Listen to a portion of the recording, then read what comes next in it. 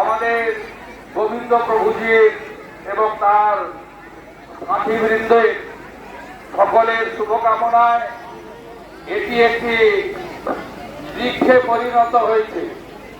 আগামী দিনে আমাদের পশ্চিমবঙ্গ তথা পূর্ব মেদিনীপুরের প্রবেশদ্বার মেছেদা জগন্নাথ দেব শ্রী শ্রী শঙ্খনাথ মন্দির যেন বটবৃক্ষে পরিণত হয়, এই প্রার্থনা আজকে আমি আপনাদের সকলের কাছে করে আজকে এই রথযাত্রার সূচনা হলো।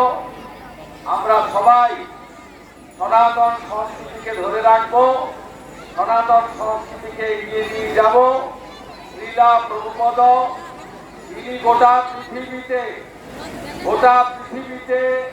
তিনি হরে কৃষ্ণ মন্ত্রে আজকে গোটা পৃথিবীর 200-র কাছাকাছি দেশে রথযাত্রা অনুষ্ঠিত হচ্ছে। শ্রীলা প্রভুপদ না থাকলে এটা সম্ভব হতো না। আরেকটা খুশির খবর দেব, আমাদের 20 ধাম জগন্নাথ ধাম, এই ধাম কোভিডের সময় 4টি প্রবেশদ্বারের মধ্যে একটি মাত্র প্রবেশদ্বার খোলা ছিল। আমাদের নতুন মুখ্যমন্ত্রী হয়েছেন ওখানে জনজাতি সমাজ থেকে মোহন মাঝি, তিনি এই রথযাত্রার আগে 4টি দ্বারই উন্মুক্ত করে দিয়েছেন যাতে ভক্তরা সবাই পুরী ধামে তাদের দর্শন এবং আস্থা প্রকাশ করতে পারে। আমি কথা দিয়ে যাচ্ছি, আগামী কিছুদিনের মধ্যে মেছেদার ঐতিহ্যবাহী ঈশ্বর মন্দিরে শীতল সম্পূর্ণ হবে এবং ঠাকুর সেখানে প্রবেশ করবেন এবং আমাদের গীতার যে অমর বাণী ধর্ম রক্ষতি রক্ষিত, হিন্দু ছিল, হিন্দু আছে, হিন্দু থাকবে।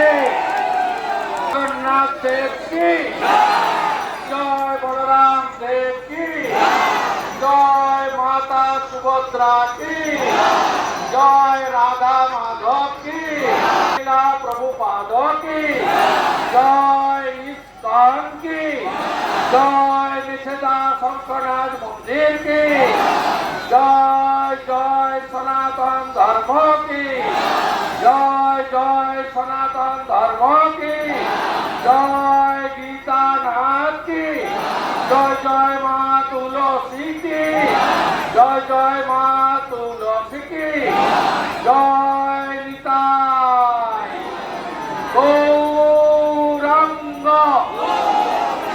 গৌরাঙ্গ গৌরাঙ্গ গৌরাঙ্গ গৌরাঙ্গ গৌরাঙ্গ। হিন্দুর জয় হোক, হিন্দু বেঁচে থাকুক।